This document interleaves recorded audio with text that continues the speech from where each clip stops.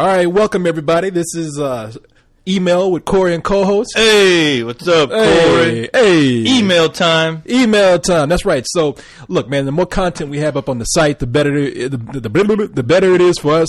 So, you know, Carlisle and I do our thing with the movie stuff, reading the countdown and all that fun stuff. All that good stuff. And then that show goes on a little bit long, and right. I know. So yeah, but no, it's fun. I mean, don't get me wrong. Our show's going like about 3 hours? Yeah, it's epic. Dark Knight, 4 hours. Yes, but I figured a good way to split it up is to let Carlisle do what his specialty is, which is talking a lot of shit about movies, and then you and I have fun reading email, doing whatever the hell we do. Whatever we do, yeah. I don't know what our specialty is. Nothing. I don't claim to have one. Yeah, I don't. I have special needs, but I don't have no specialties. I don't know what our specialty is, except sitting down and kind of bullshitting. I mean, we kind of get along well with the members here. Well, we're just shooting the shit, hanging out. That's about it. And exactly. I mean, guess I've been coined the silly one.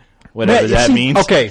All right, people. Let me tell you what our show is about. As I said, this is the show where we go in and we talk about the things that, Carlisle doesn't like to talk about. I mean, and then we go in and read email because I think you and I just had the best time reading email. Yeah, I mean, I don't give a shit. It's email, and usually it's a lot more interesting than what's going on out there in the entertainment world. Exactly. And plus, I just like reading. I want to read more. Yeah. What people are sending in. We'll do it. Because I really appreciate all the emails that we get. And when Carlisle and I are doing a show, we do email at the end. Right. So we usually don't have time to cover as many emails as I would like. So this is a whole show pretty much dedicated to emails and probably a topic or two that we find kind of funny. I figure we'll just do whatever we need to do. Exactly. As long as we're entertaining the people, which is the important thing here. That is priority number one. Priority number one, sir. Thank you. Entertain and make somebody out there laugh and crap their pants. Or piss them off in your case sometimes. Piss them off? Oh, God. Look, man, okay. Now, before we get into some email. Yes. There's, what I'm gonna try and do here, we don't really have a format figured out yet. No. So I'm thinking maybe we'll read some email and then cut in the middle of it to break it up and maybe talk about a story or two. I would say let's have this show evolve, Corey. Let's evolve with this show. Let's just see what the hell happens, all right? Let's grow. Let's just grow together. Let's motivate. Yeah. Have you ever heard somebody tell you that? I had somebody send me an email saying, "Let's motivate," and I was like, "Motivate?" What? I was like, "Motivate? What? Somebody told you that? Look at me, that kind of fucking." I would have punched him in the nuts if somebody would have told me that. Yeah, what kind of craziness? Motivate. Motivate? That's like a boy band. Motivate. Motivate your ass out the door right now. Take your motivation. Get out of my room. Get the fuck on out of here with that shit. All right, so we'll see what happens. But yeah, screw it. We'll see now, what before happens. we start, I guess we are starting now. Okay, I want to talk about something that pissed me off. Corey, I know you're looking at me like, oh shit, what'd I do? It's what you started. Oh, what I started? Me? In fact, what I start? In fact, I'm going to be defending you. Oh, you are? Oh, of course, for a change. Corey, I don't need defending. I'm a robot. Look, you got lasers or something? I got lasers coming out of my ass. I got lasers coming out of my eyes. Lasers all over the place, man. I'm glad you ain't using See me at the techno, the damn techno dance hall down the street. Oh, at the gay club, the ball on the Hey, can you give me laser surgery in my eyes? I can do it, man. Okay. I can give you lasers, but I don't know if it'll work, but we can give it a shot. Don't sue me. I'm not responsible. Don't be throwing no malpractice at me, Corey. Like looking like Ray Charles after I'm done with you. But look, now while Carlisle was gone, right? You came in. I requested. I said, "Hey, I need somebody." You asked, and well, actually, we talked about this before. You can listen to the show. Yeah. When I did the first one where Carlisle was gone. Yeah. Where I heard the show before. And it felt kind of like a downer show, obviously. I mean, you seemed pretty worn out, and I felt, hey, let's do something cool for the fans, and let's do one last show, and that one last show turned into 2 shows, and then it turned into 3, and we're just like, hey, do we really want this thing to go away? No, but I mean, hey, I was more than happy to fill in and just have a good time with it. I wasn't looking to make friends or anything. I know a lot of people don't really care for me on that show, and I'm not bothered by that. I understand. I was just like, hey, I'm gonna hang out with you, Corey. Let's have a good time. Let's do our thing and get the fuck out of there. Yeah, all right? well, and get on with our lives. Well, see, here's you can. Yeah, you stuck here, just sitting there. You can continue to sit there. I'll just read my comic books, leave people alone. Look at your porn. Yes. But my problem with the whole deal is that, now look, I anticipated this. Whenever there's an abrupt change that happens, people freak. No matter what it is, if you don't tell them what's about to happen, they're like, "What did you do? I was so used to it being this way." Right. But my problem with that is that you came in. Yeah. All of a sudden, these people were saying, "Oh, co-host, great co-host is here. We love co-host. I really enjoy Savior co-host to the rescue. Co-host is King my favorite." co-host. And then Carlisle came back, and I was happy about that. No problem. I mean, and a lot of people thought it was burnt out. A lot of people don't understand that there was just problems that were being done internally, and we worked them out. Yeah. And Carlisle came back, and everything is great. At least for now. We'll see what happens. Yeah. But everything last week we did a show, and it was a lot of fun. Yeah. Now, there were some people came in, and they were vocal about it. Like, hey, I'm glad Carlisle's back. Co-host, he was cool, but it wasn't the same with Carlisle. Some people came in and said, I liked it better with co-host. And then some people came in and just said, I'm glad co-host is gone. I don't like that guy, and I don't want to see him ever again or hear him ever again. He sucks. Yeah, this is one situation where, now, you know who you are. There were a couple of people who were fair weather friends, man. Set up here like, I'm so glad co-host is here. And then when Carla came back, like, co-host, I'm glad he's gone. Get him out of here. But Carla's back, and it was the same people. Now, you know who you are. I ain't gonna name any names, but that made me mad. Wow, I wasn't paying attention too much. I mean, I didn't even get to listen to the show this week. I've been pretty crazy busy, but I listened to it a little bit, and I was like, oh yeah, that was cool. It was great. And then, of course, you can't help but read the comments, and it was kind of fun reading the comments and going, Carlisle was cool, but co-host, he sucks, and thank God he's back. Thank God Carlisle's back, and I was like, whatever. Like I said, I didn't give a shit, honestly, because I was there just to help out, and I was not there to take over the show. I was not there to do anything but just to be me and help you out, have a good time with you, hanging out with you, and then that's it. And that's all I needed. Look, I had some of the best time doing that. I will rarely ever get on this site and tell people what not to say. I won't get mad at people. Yeah. I won't come in and play favorites with people and whatnot, but God damn it, don't mess with my fucking robot over here, all right? I mean, if I come on and do this show with a fucking dog that just says woof to everything I say, God, you deal with it. You tell him, Corey. But fuck, I mean, tell him. This is one of the rare occasions where I get to really express myself. If I bring in a fucking robot and want to do it that way, you goddamn deal with it. Oh, fucking make me mad. I mean, I don't know, man. See, Corey, I'm sorry, Corey, but I understand, and thank you for sticking up for me. It's very rare. Now I have this on audio to always remember this. So maybe I'll let you live during the robot war. But that's why I did it, so you spare my life. Exactly. I'll be the one that you kill anyway. But I defended you. I'm sorry, Co. I was like, I was about to say I'm sorry, Co. No, I'm sorry, Corey. But well, I'll tell you what. I'll just do my thing. I ain't changing for nobody. Sorry, Corey, but. That's all I can do. That's all I know. All I know is how to be me. And if you don't like me, you go to hell. Because don't worry, eventually you will be swimming in the blood of your children. So don't come crying to me when that happens. Thought you didn't you're care. begging for mercy because I've never heard of the word. Mercy does not compute, Corey. It does not compute. Sorry. I like the way you started as, hey man, I'm just being me. I don't care. And it ends with, you will be swimming in the blood of your children. Die, humans, die.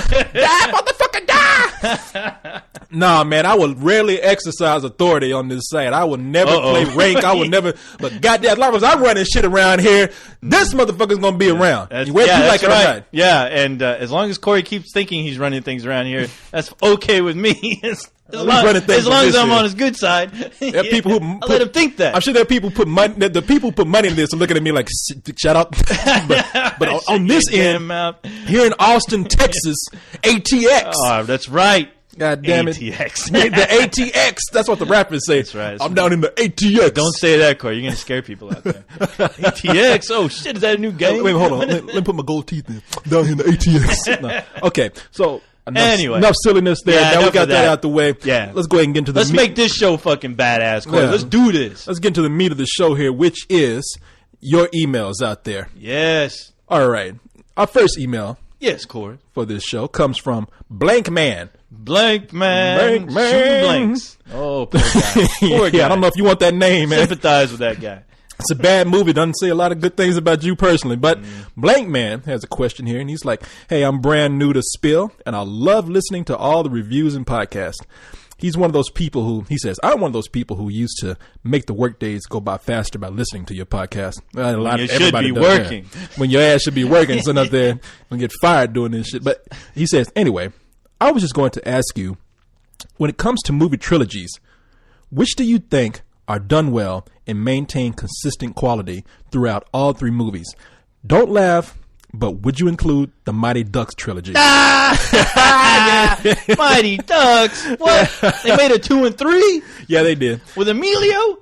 I don't think the last one had Emilio. I didn't really look into it. Well, but he said that wouldn't be consistent now, would it? He said he just watched it, though. You know what? Look it up over there. You got the computer. What, with Emilio? Right. Yeah, you know. But look, let me tell you something about the Mighty Ducks. When we think of trilogies, we think usually of epic movies. I mean, because that's where I look at it. I look at some of your smaller movies, which they just made sequels because, well, they just could continue to make them because they would make money. But then you have some movies that they had really broad, huge stories that they want to tell. Mm-hmm. I mean, the most obvious ones are Star Wars. And then you have some you have some that started out with a story to tell that did well, and you have some that started out with a story to tell and I thought were kind of bullshit. I can name it. I can name the one you're talking about. Oh, the one that's bullshit? Yeah. Which one? Matrix. Exactly. They said that they had all those three movies start out, and I don't buy it. As a matter of fact, there was a woman who won a lawsuit by saying that they stole her story, and she won. Oh, really? Now, I don't have the details over it because you can go out and look this up, but there's a black woman who said that the Matrix was stole from a story of mine. Mm-hmm. Granted, they went to court and they said, yeah. Mm-hmm. So the way I look at it is like the Wachowski brothers took that first story and said, yeah, we're going to make some other movies, but they didn't really know because they didn't write that first one really. Right. Oh, no. And then when those other two movies came out, it was pretty obvious that this wasn't as well thought out as No, not at all. I mean, after the first one, I was like, okay, well, now the guy's Superman, so where are you going to go after this? And then the first one, and after the second one starts, it's like Neo's back to being stupid again. He has no idea, why is he the chosen one? What the hell he's doing? He's all confused and lost again. I'm like, what? Let me ask you something. What? If you were Neo at the end of the Matrix, the first one, the first one at the end of the Matrix, the first one, he has everything figured out at the end. I mean, he's calling people at the end and telling people about it. Yeah, he's on the phone. Look, I know everything. Yeah, I'm badass. Bye. I am the one. Watch me fly. Woo! But now, if I was Neo, I would say, I'm not stopping this world. I'm Superman. Yeah. I'm going to fly around in this virtual world and get all the money, food, ass, women. Whooping some ass like crazy. A real superhero. Mm-hmm. Now, would you want to give that up to go live in what is so-called the real world, eating slop and living in a potato sack? And dancing to techno every night? Screw that! In a damn cave? What? Yeah, in a fucking sewer, wearing potato sack clothes and shit. I mean, no. So I look at that and I'm thinking, no, because I could see where they could have gone so many places with this story, and they didn't. And that last story, the third one went out with such a whimper, man. Oh yeah, I mean, it ended with a woman sitting on a park bench, thinking about something. Exactly, and I was like, well, so did the humans win or did the robots win? What are they going to live with each other? Who's going to fix all that? Who's going to go and clean up that mess outside? So who's gonna go clean up that? Yeah, no, but listen, there are some movies that I don't consider to be trilogies in the sense of that we're thinking about them as big grand stories. I mean, if you look at it that way, then we could say, well, Rush Hour was a trilogy. Right. There were 3 movies. It is not truly a trilogy. Not at all. Lord of the Rings is a trilogy. Star Wars is a trilogy. Mm-hmm. Okay. The Matrix is bullshit, but even that, for intents and purposes, is a trilogy. Right. Mighty Ducks, no, it's just okay. We can make another movie. Yeah. Oh, let's make another one. And Emilio apparently was in the last movie too. Okay, so that's what you call a franchise. Not necessarily a trilogy in the sense of the word. In the sense of the word, yeah. Now, there are some movies that have gone on past 3 movies that I think are doing it better. Mm-hmm. And well, at least one. Mm-hmm. And I will say, and look, I'm expecting a lot of people to disagree with me. Harry Potter. Oh yeah. I mean, best that to date right now for consistency. Mm-hmm. That is the best series of movies that we have out there. You know what? To be honest, it took me a while really to get into this whole Harry phenomenon. But I just rented the very last film. Yeah, and that is by far. I mean, I guess when I saw it in the theater, it really didn't hit me how really well done and well crafted it was, especially with the characters. I was like, for once, I really gave a shit about all those characters in that film. Yeah. And honestly, it's making me looking forward to this new one. I just rewatched it, and there were a lot of things like I was kind of picking apart and just studying the characters, and I was really impressed with just how. And apparently, I hear that the director who directed the last film is, I guess, supposedly supposed to direct the last. Yeah, he's supposed to direct them all the following. Yeah, that was just said now because everybody was thinking Guillermo del Toro was going to direct the last, and it was going to make it like the last movie, a 2-part series, like not 2-part series, but 2-part film. That's what they were talking about. Yeah, but Guillermo del Toro is about to do the Hobbit. Yeah, he ain't going nowhere. Yeah. He ain't doing shit. Yeah. As a matter of fact, they were talking about for people who remember Heavy Metal. Mm-hmm. You and I are big fans of Heavy Metal. Yeah. Heavy Metal is the animated film that came out in the early 80s. Right. One of the first adult animated films to come out and to be theatrically released into a little bit of success. Mm-hmm. They're talking about doing a new one. Yeah, under the guidance of David Fincher. Yeah, David. I thought what's it? Kevin Eastman, or he's also he's also involved. Yeah, he's producing it. But I think David Fincher is the one. That's the anchor name that he got. Where everybody else said, "I want to get it," and they were saying Guillermo del Toro is going to come in and do it too. Look, Guillermo del Toro is doing some shit right now. He is doing booked. Shit. I mean, he was even being quoted as eventually he will do another Hellboy movie, but that's going to be gonna be years. That's going to be in the year 2020. I don't think anybody's going to give a shit. Ain't nobody going to give a fuck about Hellboy by then. I mean, I didn't care about the fucking last Hellboy movie. I'm sorry. After Dark Knight came, that was like a dingleberry compared to on the ass of movies. On the ass of the summer. I'm sorry, but I would tell you that. Harry Potter, that last movie you're talking about and what they're doing, that last director, and I can't remember his name, but he's a competent director. He's been proven to do well with this. And I know it's not necessarily a trilogy, but if you want to talk about, I mean, come on, we're going into how many movies now? 7? I believe so. Yeah, which could turn into 8. So. Well, yeah, 8. It's David Yates, by the way. Okay, yeah, David Yates has been proven to be a competent director with this series, even though the third one is my favorite. And I mean, we got I'm just going to say at least 7 movies right now that have been well done. Mm-hmm.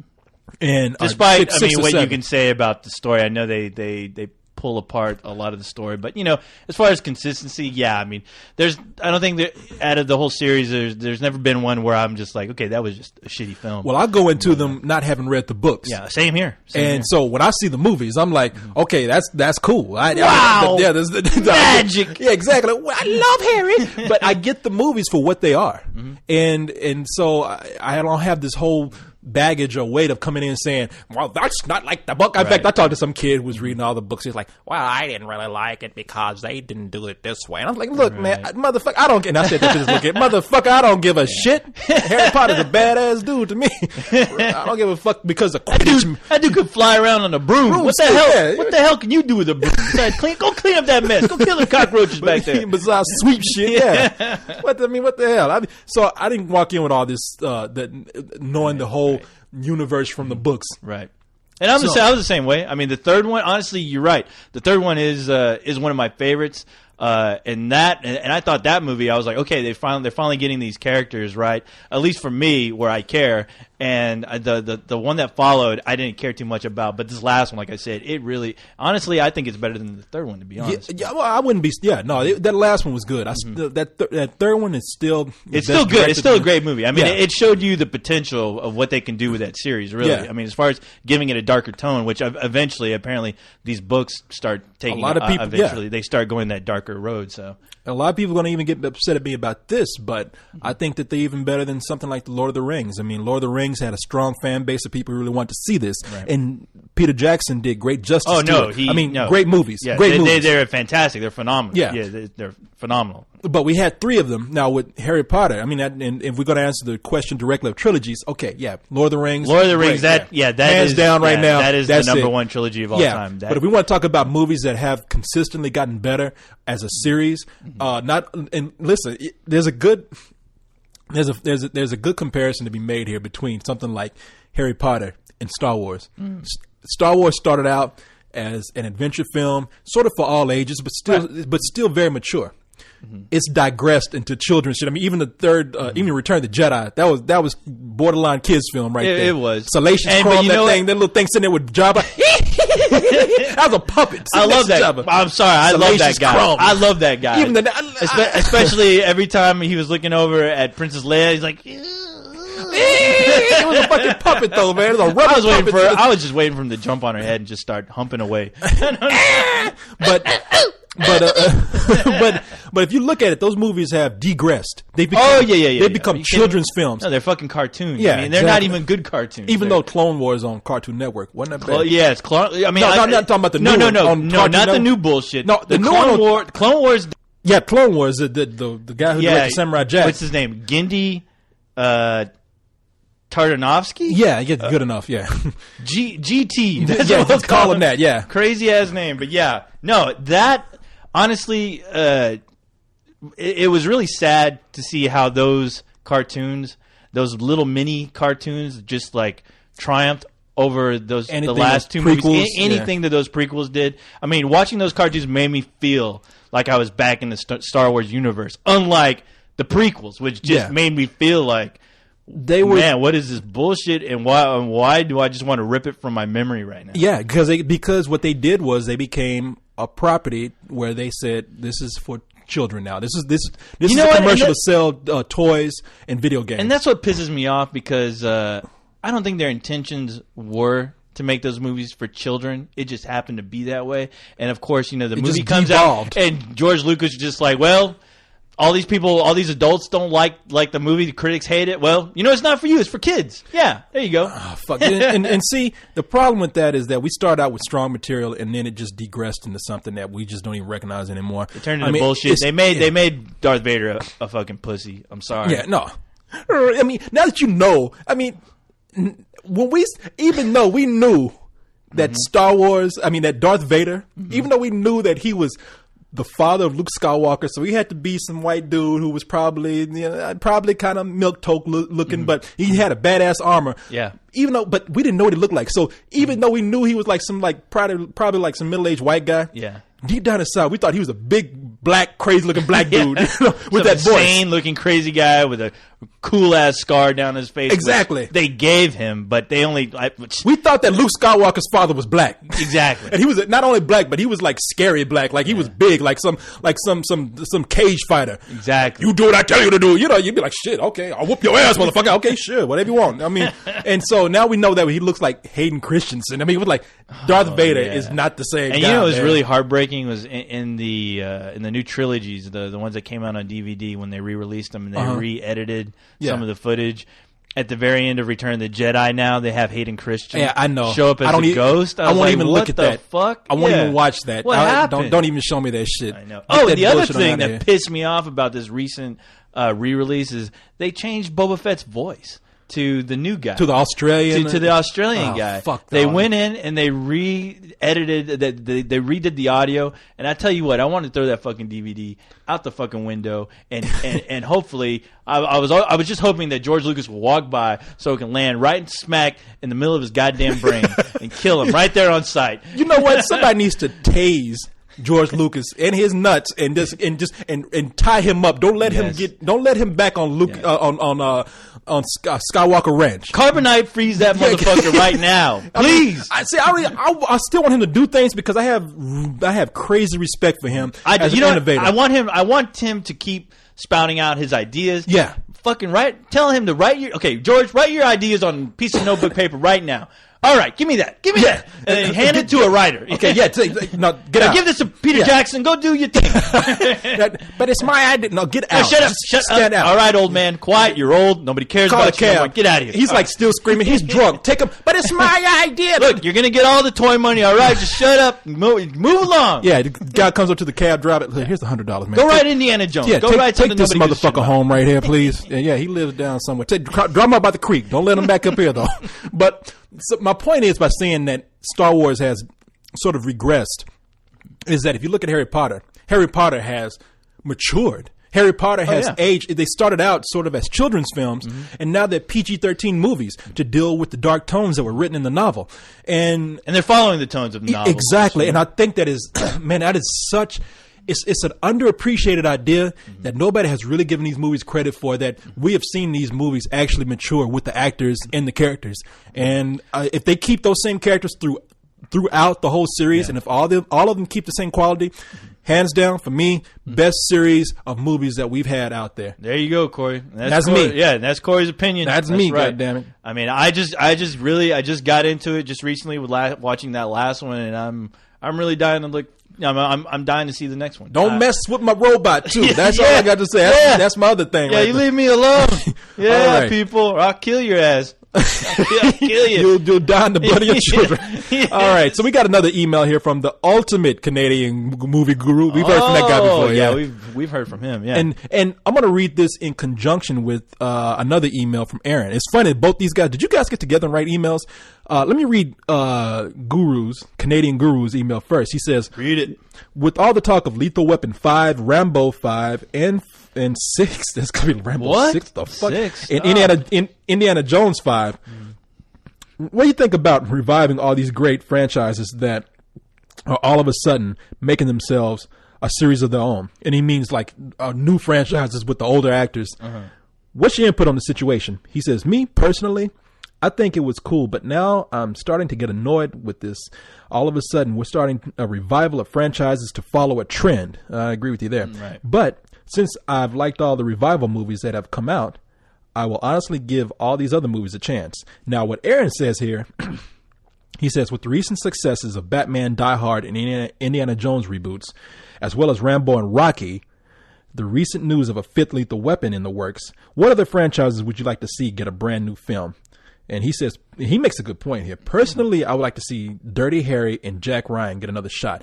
Dirty Harry, I don't know, because Clint Eastwood he's looking up there. I mean, he still looks like he could whoop somebody's ass. He does, and you know what? I wouldn't mind just one last go. I mean, because honestly, this is hard because I watched Unforgiven, and Unforgiven was almost like his last movie as far as those spaghetti westerns he was in.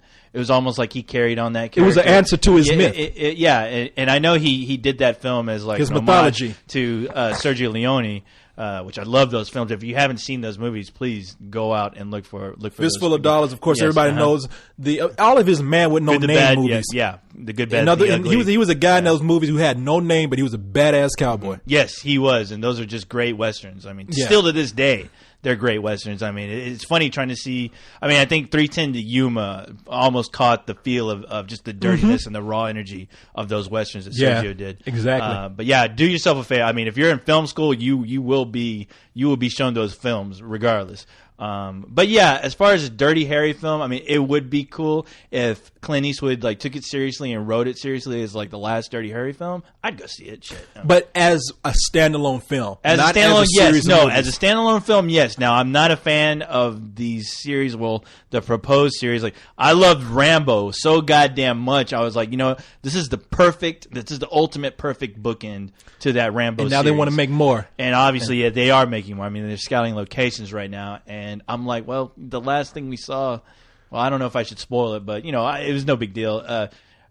Rambo looks for his daddy. I mean, I don't. Come on, Rambo is like 70 years some old himself. Yeah. What, he gonna find his gravestone? I know what the fuck is exactly. Rambo looking for? Is it going to turn into like? Is it going to turn into Death Wish all of a sudden? What's going to go on there? I don't want to see. I don't want to see Rambo running around with a machine gun in the city. I don't know what they're going to do with that movie. Look, and that's a problem right now. We got movies that once they come back and we show this character doing one last great act. I mean, Dirty Harry, it would be good to see somebody say, this cop is old and can't do shit, and he comes back and just cleans up the town. Exactly. Just badass old cop just beat the shit out of Unforgiven. I mean, try to do an Unforgiven type film with Dirty Harry. Shit. Yeah, it's his answer to his cop mythology. He did one for the Western for his cowboy mythology. Now he does this for his cop mythology, and that would be a great film. But to continue it, no. And Rambo was that. Rambo was kind of an over the top answer to everything that Rambo did. It's like, I'm going to bring in all the worst elements and make them right, which is going over the top. But I'm also going to make this character as badass as he was in First Blood. Exactly. And the funny thing is when you go and revisit Rambo, I'd expect that guy to be alone out in the middle of goddamn nowhere in the jungle. Yeah. Just like hunting, gathering fish and just doing his thing alone. Yeah. Just like, hey, I'm in hell right now and I don't mind being here.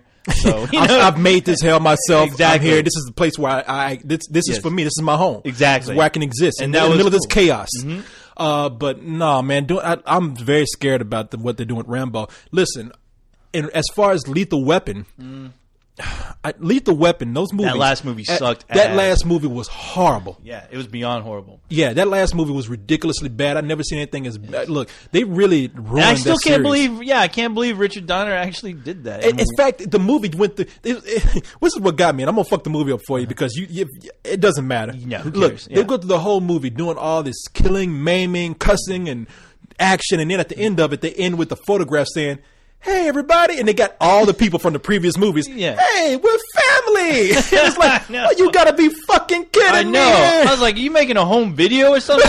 It's like, was this supposed to be released in the theater? Jet Li was wasted in that movie, his man. first American film, Yeah. might I add. Yeah, Oh, and God. just wasted. He was completely wasted. Yeah, he couldn't talk English, so he just had to be they quiet. kept his fucking mouth Yeah, shut. and that was probably the best thing they did in that Yeah. movie. Sometimes they should just keep his mouth shut. Because he still can't talk He English. still can't talk. Yeah. He's like, he's trying to order a hamburger. No.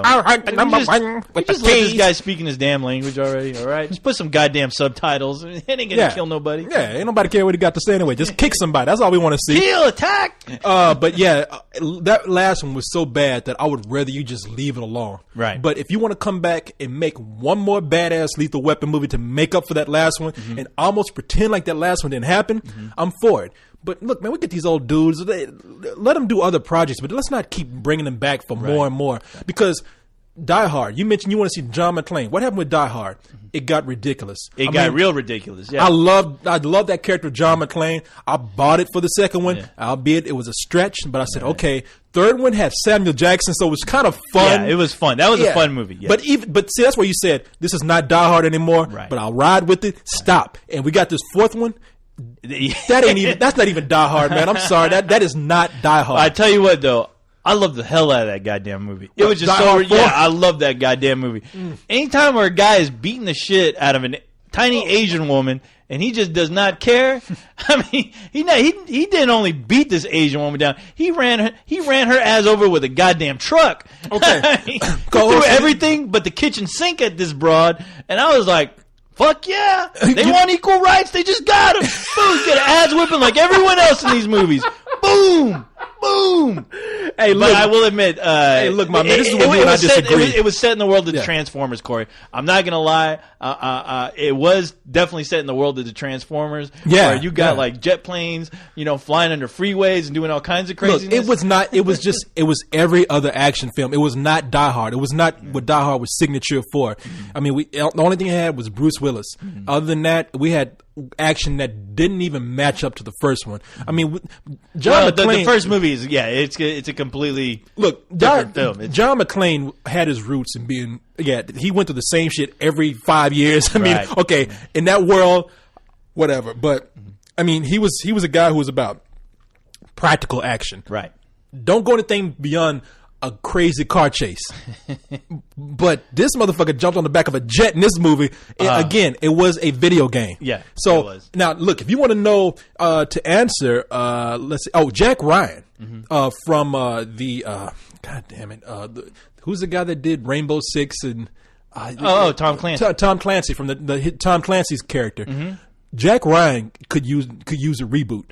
I wish they would do a reboot. I mean, I wouldn't even mind if they I would love to see remade all of the like Hunt for Red October. I don't want them to remake it. I want them to cast a younger actor besides Harrison Ford. I want them to bring somebody in who was sort of like Alec Baldwin from Hunt for Red October. They did that. In which one? With Ben Affleck. Oh, which one was that? I don't even remember. Did he play Jack Ryan? Yeah, he did. Oh, fuck that then. No. But we don't know. I didn't even see that one, but... In the words of Shia LaBeouf, no. No, we don't need Ben Affleck. We need to bring in somebody else, somebody with a little more edge, somebody with who can do clean cut, but sort of dirty badassness and deep down inside. Christian Bale?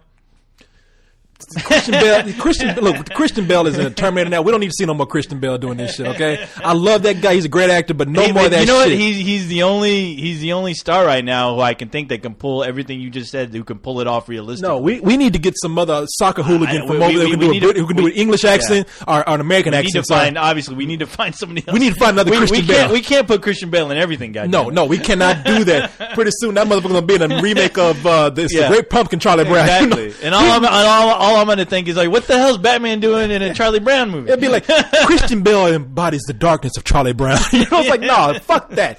But no, so I think we could use a reboot of Jack Ryan from the Tom Clancy series. I think why not the dude from 300, Gerard Butler? Gerard Butler, yes. Hey, there you go. But only if he can do an American accent. That's true. But it seems like all those guys can pull off. We can't do British accents. They could do. They can do a better English accent than me. They can do standard American. Those dudes English. can get down a Brooklyn accent. They speak better than I do, for crying out loud. Exactly. I'm like, they're from England. Those sons of bitches. Those motherfuckers do ebonics better than I do. What? But man, okay. Now, if you want to know my dream of rebooting a franchise from the '80s, okay, this is going to sound crazy. Now, this is a dream because I don't think it's possible. Okay. But I would love to see. I had this dream that Eddie Murphy will come in and revive his career by bringing back Axel Foley. It's happening. I know it is, but I don't know if they're going to do it right. I'll tell you right now, no. Because Brett Ratner is attached to direct. That might as well be Chris Tucker in that movie. It might as well, dude. It might as well just have Eddie Murphy. In fact, there's a line of dialogue for Eddie Murphy that says, "Hey, man." Well, the funny thing is that they agreed to that, but I haven't heard anything about it since. So, I mean, I heard it was rumored, but I don't know if it's actually going through. And if they look, I have no high hopes for that. That's why I say it's a dream. Because if they can do it right, I would love to see them say, "This is the Axel Foley from the first two movies, and Eddie Murphy's back." And this is great. Eddie Murphy's back. He ain't donkey in this movie. He's been back. We just been trying to forget him, Corey. I'm sorry. Well, that's what I mean by Eddie Murphy is back. Not this other shit we seen. The old Eddie Murphy. Yeah. Saturday Night Live Eddie Murphy. Is that what you're talking about? I'm talking about Axel Foley, man. I mean, shit, bring him back as Gumby in the next 48 hours. That dude too. There you go. Him and Nick Nolte. Hey, there you go. How cool would that be? An old Nick Nolte, just old and crotchety and worse than ever, just mad as hell. And Eddie Murphy coming in, they have to re-team together against their will. Exactly. And and we get to see Nick Nolte beat the shit out of him at some point. Exactly. Reggie, I'm sick of this shit. I'm tired of picking up these transvestites. I'm sick of you getting all these girls. I'm sick of you getting these Spice Girls pregnant. I can't handle with cops, you son of a bitch. Yeah. Cops. Get out of the car, Reg. I'm going to beat the fuck out of you. Picking up these transvestites. Yeah. Well, let me say one thing, Corey, before we end this. Mad Max, dude.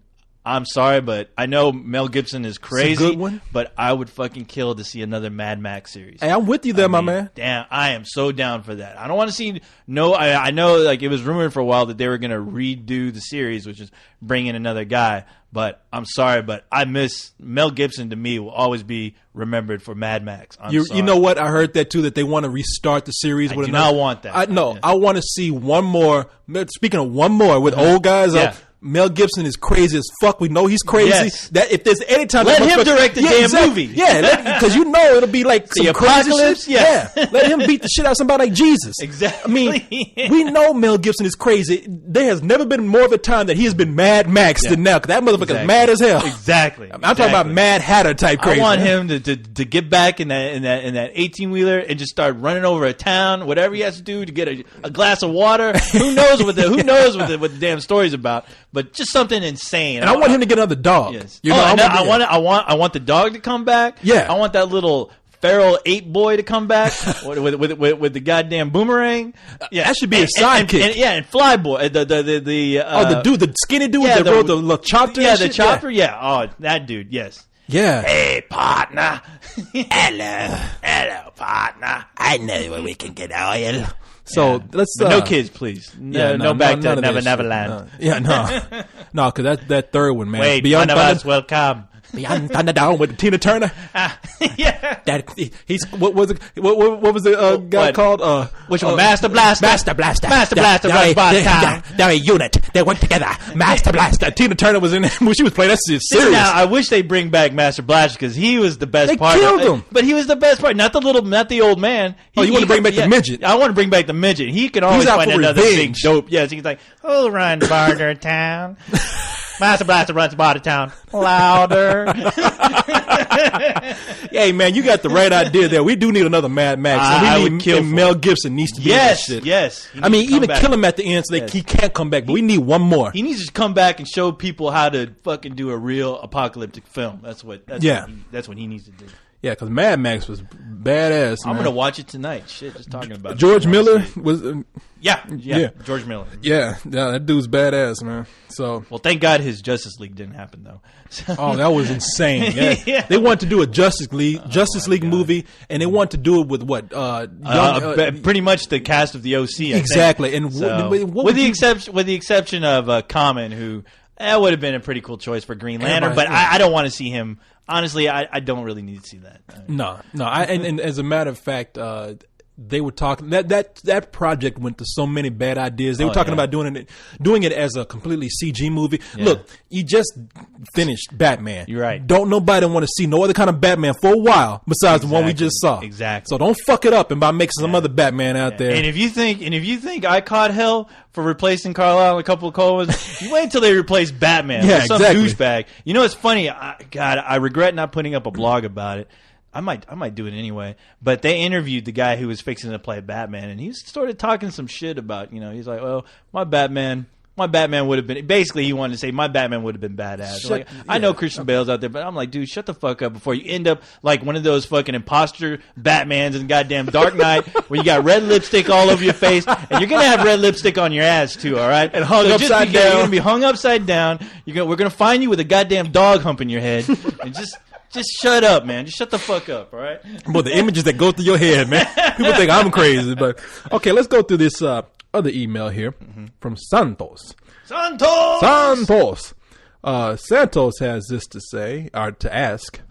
He says, has there ever been a movie in which the entire A-list cast is killed off in the first 5 to 10 minutes? No. And a group of unknowns take over for the rest of the movie?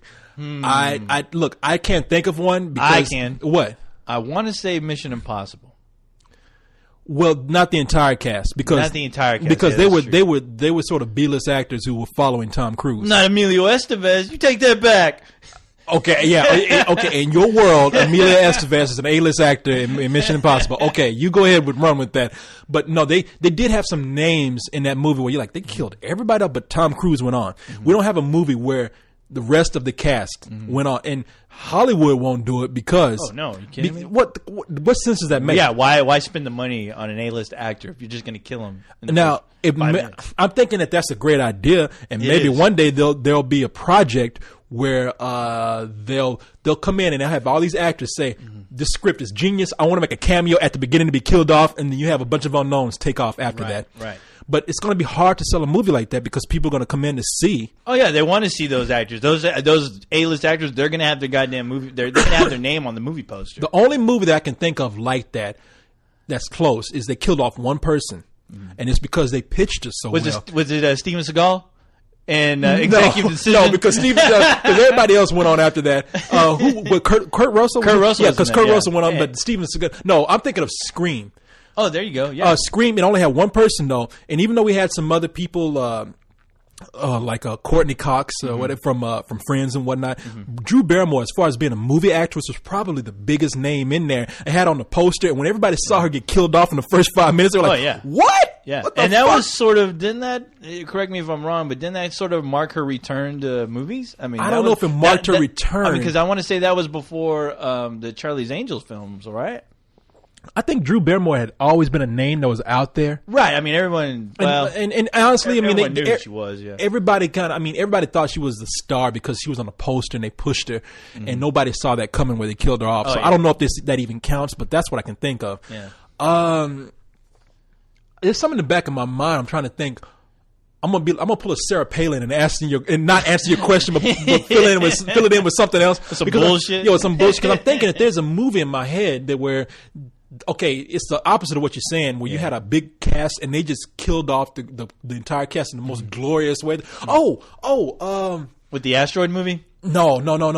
It's The Wild Bunch, Sam Peckinpah. Oh yeah, The Wild Bunch. Yeah, 1969 Western, man. Great fucking Western. Yes. William Holden, Ernest Borgnine. Who else was in that movie? Jesus, don't even make me. But they had a cast of people in there, and at the end of that movie, they pretty much blew all those motherfuckers away. Yeah, they did. You remember, like at the end when they came in, we want Angel, and you thinking they're gonna rescue look? Okay, stop, people, because you should go watch this movie. It is a great film. Sam Peckinpah, he did Straw Dogs, Shadowland. He was known for being sort of an edgy, violent director. The Wild Bunch is probably his most violent film, and I think that movie, the biggest controversy was about the violence in that movie. And are you looking at the cast? I'll tell you right now. The cast was William Holden, Ernest Borgnine, Robert Ryan, Edmund O'Brien, Robin Oates. I don't think any of our audience has any clue. Warren Oates? Yeah, I got something to say about that guy after that, but go ahead. Okay, Jamie Sanchez, Ben Johnson, Emilio Fernandez, Strother Martin, L.Q. Jones. Okay, you can stop there. Okay, that was a huge cast that was just a huge cast for that film. Okay, Ben Johnson, Warren Oates, Ernest Borgnine, and William Holden at the time. Big stars. Ernest Borgnine especially. Yeah. And William Holden was actually a really big star. If you look at him in that movie, you will never recognize him from being in another movie called Sabrina. He was like a romantic lead. Yeah, that's in this right. movie, yeah, you're right. He's like, he's old. I mean, when we're talking about older actors coming in, like before Unforgiven, there was William Holden and The Wild Bunch. And that movie was Sam Peckinpah says he made that movie excessively violent as a way of commenting on Vietnam, as a way of enticing into audiences and saying, hey, you're looking at this, and at what point do you become disgusted? And it was also to turn the Western on his head. He's like, we saw cowboys and Indians, and it was all heroic. Right. He's like, not this fucking movie. Yeah, in that movie, there were no good guys. No, because those guys were robbers. Yeah. The Wild Bunch, the movie opens up with them being robbers, and then they have to go over to Mexico to escape, and they have to kill. You remember that scene where they have to kill one of their guys because the guy's like wounded? Oh, yeah. And he's like, I'm blind, I can't see. He's like, has this really disgusting injury, and Will Holden just like he falls. It's such a sad scene. People, I might ruin this for you. If you want to know anything about the movie, then stop listening. But I'm gonna talk about it. And even if you listen to me, go rent this fucking movie, man. It's great. That guy that's injured falls on the ground. He's like, I'm blind, I can't see. You think they're gonna help him? William Holden pulls out his gun, like bam. And he's like, let's keep moving. Yeah, and it was desperate times back then. Called for desperate measures, Corey. Yeah, I mean. Please go. I mean, I don't even want to talk about the movie just because it's going to be a real treat for you guys out there who, honestly, if you care a little about Westerns, that is honestly the one watch. Do yourself a favor. Rent all the Sergio Leone films with Clint Eastwood and rent The Wild Bunch. Yeah. I mean, that one will kick you in your ass. And you're gonna be pissed off that they're not making movies like that. Oh man, anymore, no. As far that as movie was made in 1969.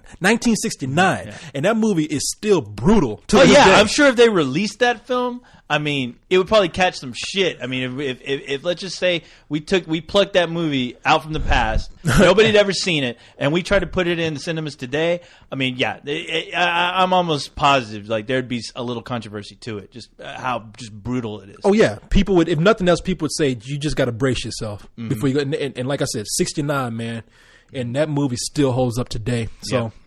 Yeah, that's one movie where they kill off the cast, and like I said, that they killed off that cast in like probably the best way possible. So everybody that you that we named like as being the heroes of this movie, gone. I love how we just like ruined that. Well, I mean, everybody kind of knows. Yeah, I mean it's an old film. You shouldn't. If you haven't seen it, that's your fault. I mean, but that's one of the things that tell you. If you can't hear about the Wild Bunch without saying, we want Angel, and then at the end, everybody gets blown away. You just have to, I mean, it's such a great movie, though. We're not ruining it for you, so just watch it. Man, I got an email here. What you got, Corey? What you got? Got an email Keep the energy here. Flowing. Come on. From a guy named Andre. Andres. I'm going to say Andre because I'm going to guess that the S is silent at the end of his name. Okay. I'm going to try and read as much as I can here because I said something about Jurassic Park that set this guy off. I see where this is going. Okay. And I'm going to explain my points here, okay? All right. He says, I've got to tell you, Corey, reaction to you saying you like Jurassic Park 3 over 2 is the same reaction I got when Leon said he liked Spider-Man 3 over 2. Jurassic Park 3 sucked. I'm sorry, dude. Let me go on and read some more. Like it's hurt my feelings. I'm sorry, dude. I didn't make the fucking movie. I love that. Something you should know, though, is that I used to agree with you. When I was 11 and first saw Jurassic Park 3, I thought it was freaking awesome. Then I turned 18, did what you told me to do, and I went back and watched the Jurassic Park movies. And that's when I told myself, wow, Part 2 is actually pretty good. Part 3 is some old bullshit. All right, now here's the part I really want to address here. It's a long paragraph, but let me read it. I know even though you loved the first one, you criticized it by saying the story was bad. This is really offensive to me because you're criticizing the story, the whole reason why it is so incredible and why it is a cult classic. A lot of points need to touch here, man. That was one of Spielberg's greatest stories on the level of campfire stories such as Jaws and E.T. I mean, come on. Taking preserved dino DNA out of fossilized mosquitoes to clone dinosaurs. Genius, genius, genius! Those are his words right there. A lot of exclamation points. Calm down. This is science fiction gold. How could you consider this a bad story? The story only evolves with espionage, the adaptations of the dinosaurs' ability to breed. God, I'm geeking out just talking about it. Oh boy. Okay, so he's telling me to go back and watch Jurassic. Okay, he has his mind set okay, up. First of all, let me tell you something. First and foremost, you described Jurassic Park, the first movie, as a cult classic. Yeah. That movie is not a cult classic. The movie is one of a major money maker and a blockbuster. Yes, that movie is not by any means look up cult classic, please. Yeah, exactly. Let me say this, Corey, right off the bat. Mm-hmm. This guy fucked up by saying Jurassic Park 2 was good. I'm sorry, but that movie was a piece of shit. All right, that movie took everything that was good about the first one and just made it ridiculous. Yeah, it pulled a Star Wars prequel on me. At least. Man, I'm sorry. Yeah. Anytime I'm seeing a little girl doing gymnastics, fighting off dinosaurs, I'm sorry, but thank you. That was one of my points because I was going to go through point by point some of the things I did not like about the film. That chick was doing Jim Cotta, dude. I'm sorry. It was, that movie is insanely bad, especially for Spielberg. Mm-hmm. And I got a reason why I think it was that bad. Look, the first movie, you say how great the story is. You say it's genius, genius, genius. That's based on a novel by Michael Crichton. He did not write that story. Right. Okay. And I would suggest you go read the novel. Now, Jurassic Park, I love. It's a defining moment in my life. But compared to the book, that book is so dark. And Steven Spielberg took it and he kind of made it what he does for Spielberg. He made a blockbuster that could appeal to anybody, which I understand. Yeah, kids love dinosaurs. That book was so dark that he had to tone some of it down. As a matter of fact, Richard Attenborough's character, who plays the scientist in the movie, he dies in that book. Right. He dies in a horrible way. The way that I forgot the actor's name is the Australian guy who dies by the little dinosaurs in the second book. That's how he dies in the first book. Richard Attenborough's character.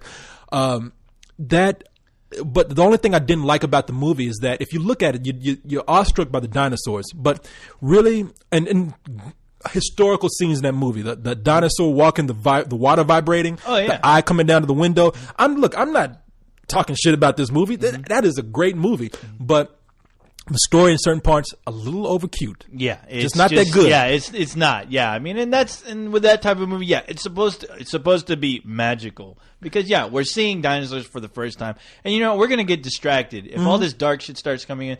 People get torn apart. It's not gonna be a Spielberg film anymore. It's gonna be something else. And I won't even dare say it'll be Jaws. I mean, but you know what? I prefer Jaws over Jurassic Park. If you want to take just the total tone of the film, Jaws has no kids in there to distract you. Jaws has no overtly magical moments. And granted, with dinosaurs, we needed that in Jurassic Park. Look, Jurassic Park is the first movie where they majorly used 3G, CG. I want to say 3G, like the 3G iPhone. Where they use CG and especially to the effectiveness of making organic things look real. Yeah.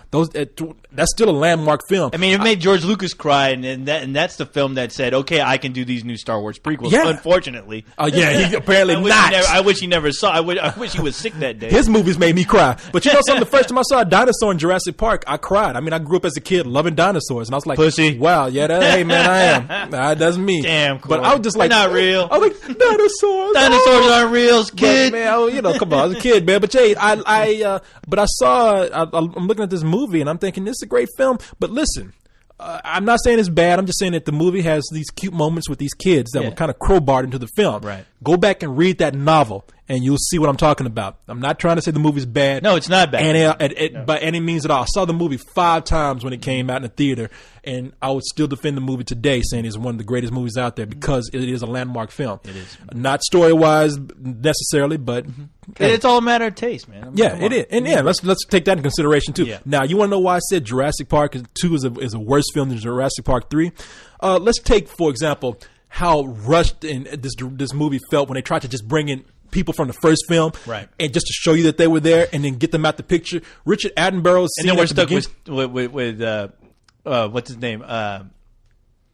Jeff Goldblum. Jeff Goldblum. Yes. Well, at the beginning of the movie, we know we're not getting Sam Neill back. Right. We know we're not getting Laura, whatever her name is, back. I forgot her name. Whatever. You know what I'm talking about, the chick in the first movie. We know we're not getting her back. Laura Dern. Yeah, yes. We're not getting Laura Dern back. But they bring those kids back and Richard Attenborough. We know we're not going to get them for a long time because Spielberg the story's just not written that well. So Richard Attenborough makes a cameo, and those kids... Watch that movie. The director's so bad. They don't get a word of dialogue, no. And they're shot together like they have to like they're tied at the ankle because they have to fit in every shot. Mm-hmm. And I'm looking at this. I'm like, that's really awkward. Okay, so you let that go. All right, let's take the scene where the girl does the things with gymnastics. Gymkata. Yeah, she's like trying to get away from a velociraptor by doing gymnastics. And it's like, okay, that is such a badly written scene because they set it up. They give you foreshadowing. Like, how's your gymnastics class? I'm doing well, so I can escape from dinosaurs. You know, it's like, come on, man. But let's get to the real ridiculous shit in this. We have a separate story at the beginning, which is kind of cheesy, but it's passable. But then once that dinosaur hits what is it, San Diego? Is it? Oh yeah, where the T-Rex, the ship comes in. Yeah, comes in and he's running around, and it looked more like a town than any city. It looked like a small town. For some reason, Spielberg wants to make this a parody. Yeah. The ship hits the dock. Mm-hmm. First of all, there's nobody driving the ship. There's a hand hanging onto the wheel. Yeah, that's like, who drove this ship into the dock? And then and second of all, the T-Rex is locked in a cage. So how did everybody die if the T-Rex was locked in the back of this compartment, which all of a sudden opens up when they get to this dock and he breaks free? Now, when he breaks free, that last part is so rushed because they just go in there, terrorize the city for a little bit, and it's all wrapped up. In the middle of that scene, we get a scene where he actually chases some Japanese guys down the street, which is supposed to be Godzilla! It's supposed to be a throwback to Godzilla. And I'm like, that is the worst parody I've ever seen. You know, of Godzilla. I'm actually shocked that you remember so much because that movie was just so not memorable for me. I don't remember a goddamn thing from it except the Gymkata and the T-Rex running through and the whole thing with them trying to protect the baby T-Rex so that the mother could get it back, and then taking the dinosaur back.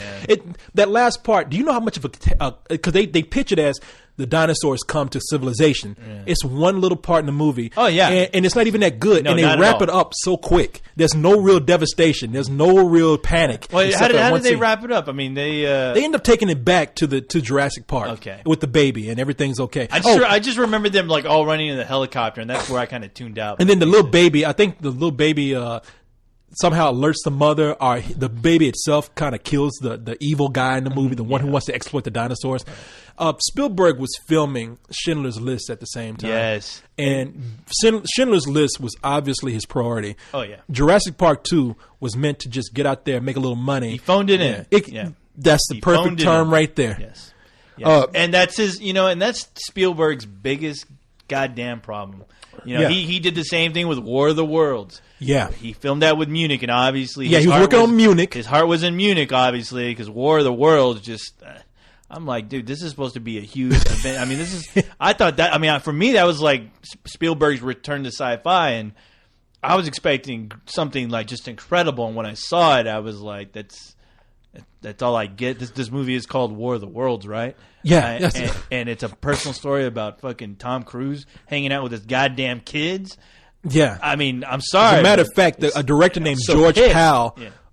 George Powell, who did these really cool animated shorts called George Powell Puppetoons. Mm-hmm. He directed. He was kind of the Spielberg of his day. Oh yeah, look up George Powell. He did a movie with Houston. No, not Houston, but what's the guy Moses that just died? Why am I having such a hard name saying these names? Charlton Heston. Yeah, Charlton Heston. He did it called it was a movie where the Naked Jungle about ants taking over the jungle, and he has to fight them. A lot of forgotten movies this guy did. He did that. He did When Worlds Collide. And no, I don't know if he did that or not, but he produced, or maybe he directed, but he did War of the Worlds. As a matter of fact, there was a rivalry between him and Disney on what they would direct. They made a gentleman's agreement. Disney agreed to go off and direct 20,000 Leagues Underneath the Sea, and George Powell went off to direct War of the Worlds. So there's a possibility that Walt Disney might have directed a version of War of the Worlds, but George Powell took it, and that version of War of the Worlds actually held up a whole lot better. Oh no, that's still a great film. You see it on TV sometimes. Oh yeah, it's a great film. I mean, it's better than Spielberg's. To be honest, it's way better. And go and keep in mind that this guy was an animator too. Go and check out some George Powell Puppetoons. He actually did stop motion with sort of like what they did with The Night Before Christmas, Nightmare Before Christmas, where he made these puppets out of wood, and so he had to carve out different heads for all these. And Corey, don't forget, he directed one of my favorite classics, The Time Machine. That's right. He did do The Time Machine. Yeah, I love that movie. Yes. Yeah, he did do The Time Machine. So yeah, George Powell, man, did a much better job. And check out his Puppetoons and check out War of the Worlds. But yeah, Spielberg had done that at the time, and it didn't hold up as well as his movie. Oh no. As a matter of fact, as far as I know, the original story of War of the Worlds that I would like to see done took place in Victorian times. Oh yeah. Mm-hmm. I mean, but yeah, I mean. But it would be cool to see that. It would be cool. It'd be interesting. It would be cool to see somebody. I like to see it done. But think about Victorian age technology going up against space age technology. That would be pretty interesting. I know it would be expensive as hell to try to make a film like that. But still, it still makes me really pissed off, like the potential that War of the Worlds had.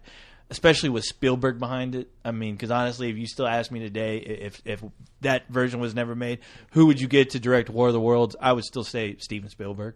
But only if he wasn't doing anything else. Yes, if he didn't have any other projects he was directing, and they could actually do that. Right, and not to say that there weren't some really good scenes in War of the Worlds.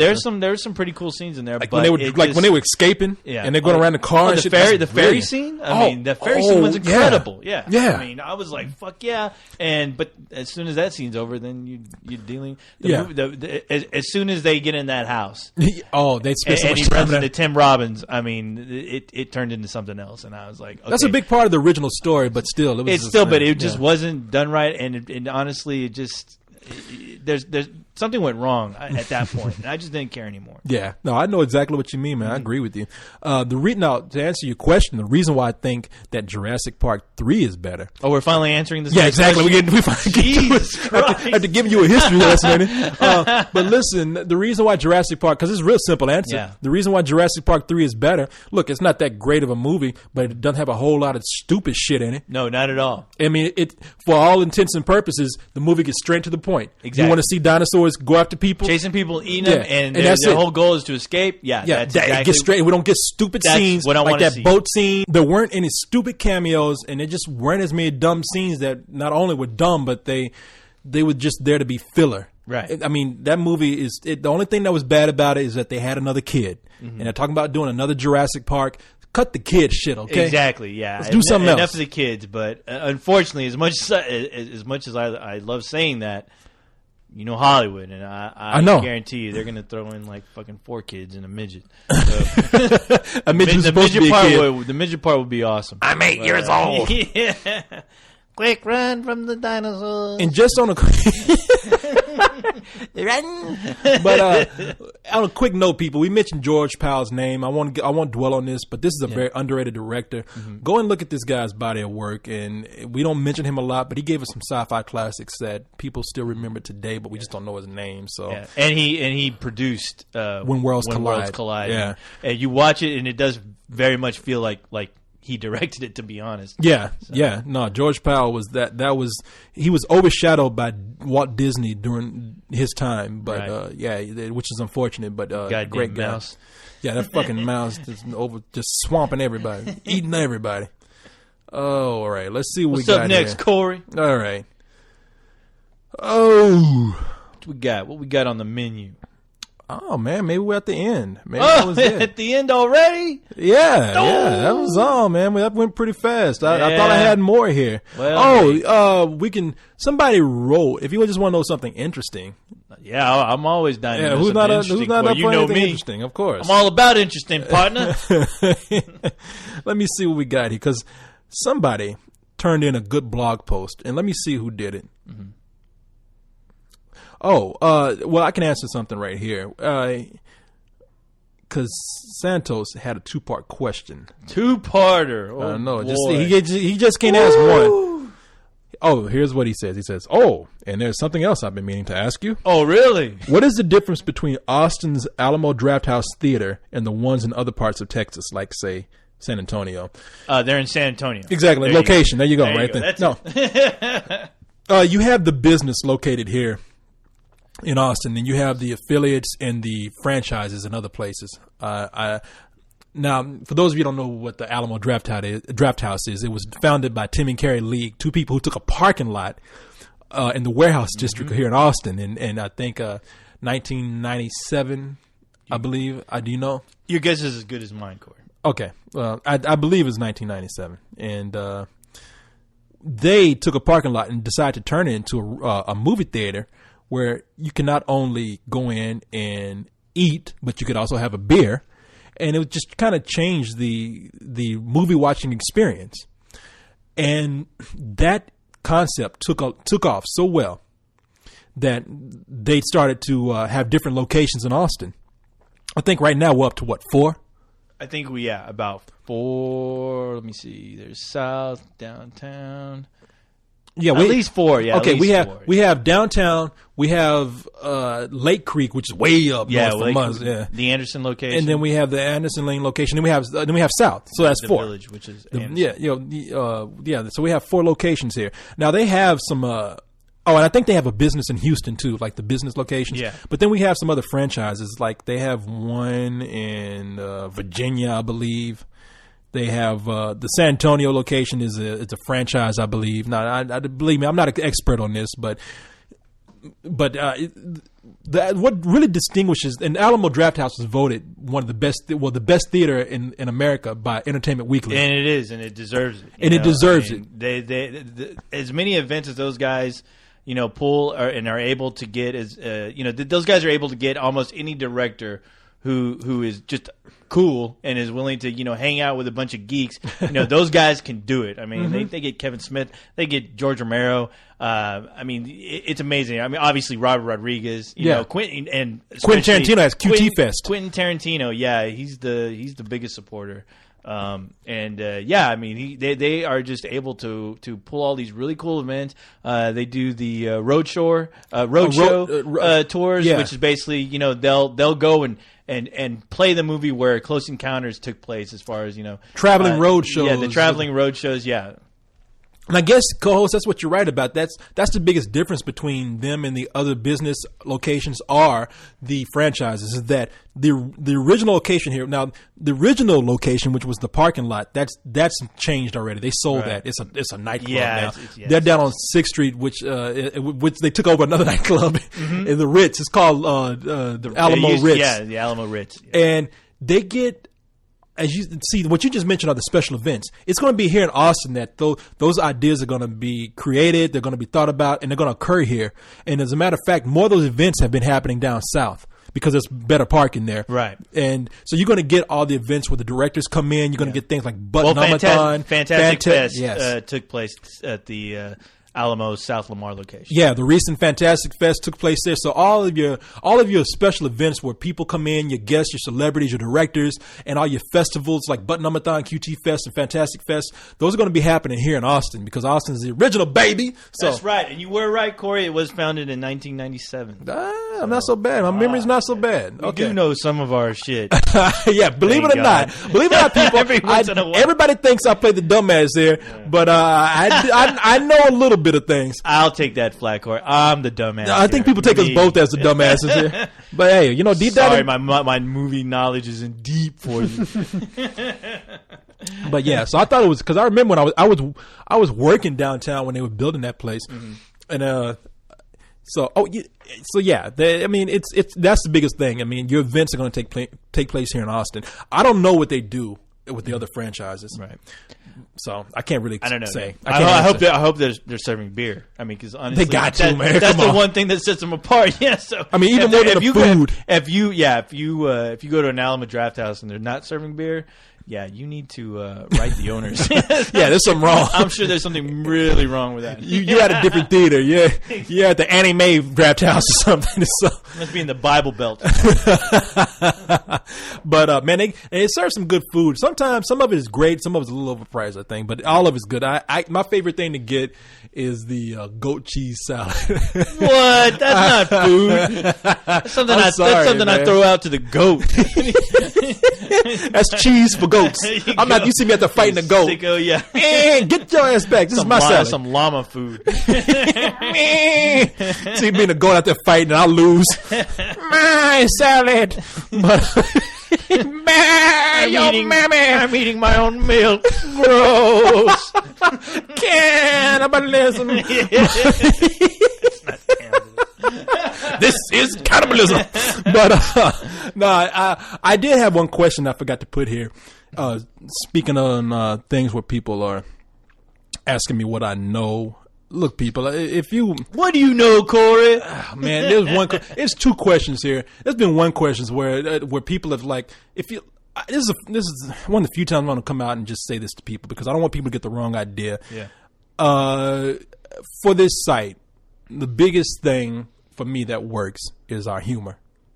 I like. Well, I can't comment on that. I don't know what people think about. No. Well, when I say that, I mean that we're not sitting around trying to prove how much we know about movies. No. We're not sitting around trying. God knows I'm not. Yeah. Yeah. So we're trying to be entertaining. Yeah, nobody wants us to be a bunch of eggheads sitting around saying, "Hey, we know this. Let me prove my knowledge to you." Are you sure? Did you read the last couple of Cohen's comments? Fuck them. A couple of people, if they want that kind of shit, let them go read some other website where they do that. I mean, we want to come across as guys because that's what we are. We're just guys who we like movies. We say what we know. You guys are guys. Yeah, I'm a robot one machine right here. Happens to be stuck in the middle. You have the personality of a guy, so otherwise I'd be trying to hump you too. But hey, but you don't have that voice. Sit back. Get going out of here. Here now.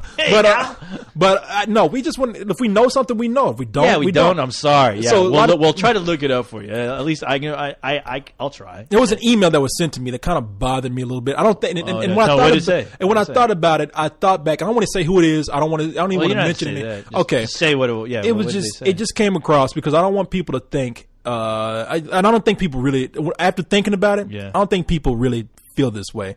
But it just said one person thought that people putting somebody was putting a bad image of me out there, saying that things like I lie in reviews. I'm a guy who's drunk out in the middle of the streets fighting people. I'm sleeping with a different woman every weekend. That part is not true. I'll let you know now. I'm pretty lame. Corey's always hanging out playing video games around here. So. Yeah. If humping girls on Grand Theft Auto is scoring, then yeah, he's a player like no other. I don't have time to do any of that stuff. I mean, come on. But the biggest thing that bothered me is people. One guy said, "You think I'm coming on here lying about what we do in reviews? I'm trying to be smarter." Somebody else even came. now somebody wasn't criticizing, but somebody else came in and said. Yeah. it seems like a lot of people associated with your group knows a lot of things, knows a lot of celebrities, and they're not afraid to mention it. And there's something to the effect of, I don't have the email in front of me, but it was something to the effect of, it sounds like you know people sometimes it doesn't. If you know people, then why don't you tell those stories? Why don't you say anything? Yeah. If you don't, then why does everybody know more than you do? Look, let me tell you something. First of all, I come on here and I sound stupid for a reason, because I do want to lighten things up. Yeah. I want to entertain people. Just shooting the shit. We're just out. That's me. I want to sit down and just like you and I mean, this is not an act. What you and I are talking right here. This is if this were an act, no, I'd have all my shit together. I'd have everything scripted. Yeah. I'd have all my movie knowledge all written down right in front of me, reading that shit. IMDb right in front of my face. Yeah. I'm sorry, but there wouldn't be so many arms. Who's that girl? No, this is us being real, okay? I mean, but sometimes we're under the guys. We upplay things, okay? Yeah. And I'll play the role of the idiot, or the guy who's a womanizer, or the guy who's out there getting drunk all the time. God knows all the other guys are helping you out with that. Yeah, exactly. I mean, some of those stories are based in truth. I'm not going to lie to you. Everybody's gone through periods. I've gone through periods of women, alcohol, and just being stupid, okay? Yeah. But I'm so busy these days, I'm not even paying attention to that. Hey, how can you? Who wants to? Hey, I'm too busy banging chicks. How can I pay attention to that? You know, I bang them over the head with my head.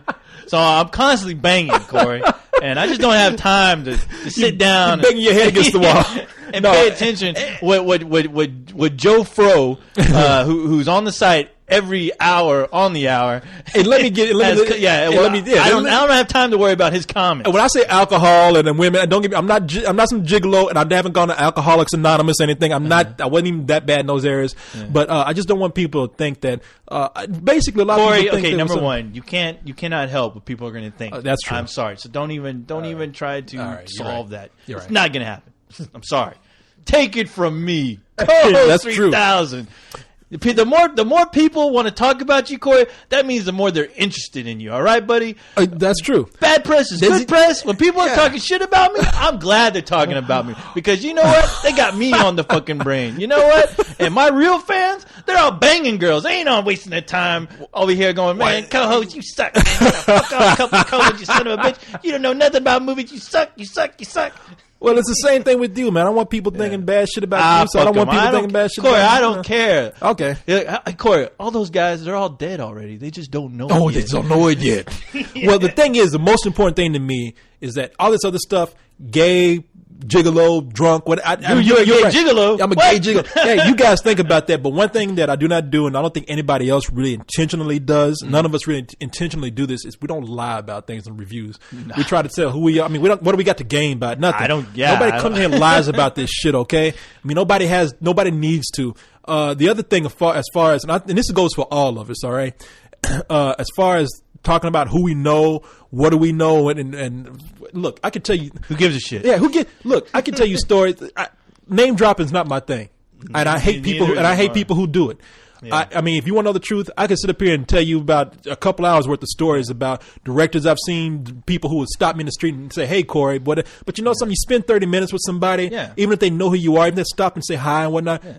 That doesn't make you buddies with them. Exactly. Doesn't make you friends. You're absolutely right. God knows I've talked to my share of famous people, whatever, but you know what? We're not talking about movies. Yeah. We're just shooting the shit. And, exactly. And you know what? And that's my shit. That's my shit. That's not your shit. That's my shit. Yeah. Now, there'll be a time. Why do I want to share it? Yeah. If we feel like it's entertaining and we think it's gonna pique some, you know, just if we just think it's something cool to talk about, yeah, we'll bring it up, but no, I don't give a shit. Corey, I don't give a shit who you're talking to. And some people might be impressed by that, but it's not my deal. I don't think it's your deal. To sit up here and talk about, oh, I know this guy. I mean, that just makes you sound like an asshole. I don't like when people do it to me. It's not impressive who you know, because you know what? They did this shit. You just know them. You don't know it. You didn't do what they did. So what makes you so special? Yeah. The other thing is that, I mean, like I said, I know some people actually who are famous and would actually talk to me. But if I told you that, what would that prove to me? Exactly. Other than like, I'm insecure and I need to make my self-worth more evident to you by talking about somebody else I know. Let me just say this. If I was hanging out with Megan Fox and Scarlett Johansson, I ain't telling nobody. Because you know what? Exactly. All those motherfuckers are going to want to be hanging around with me.